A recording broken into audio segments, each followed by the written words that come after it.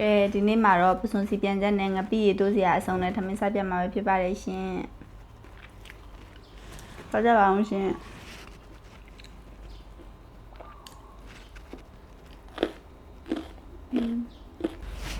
ဟင်းကုန်ပွက်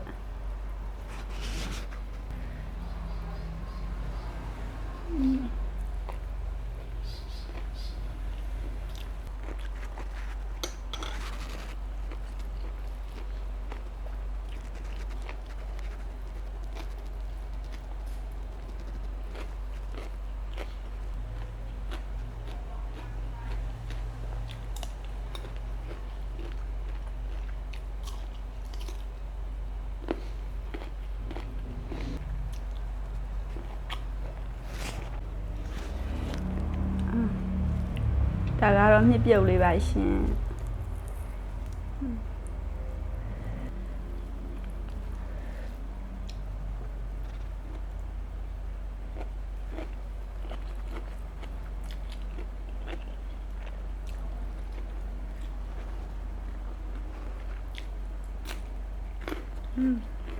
这年纪也俊了呗。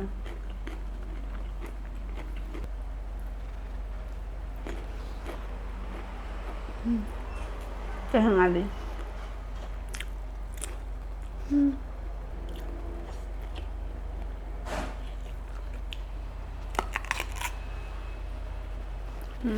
ခင်းကျွတ်ဒီလေးလည်းကျွတ်နေရပဲ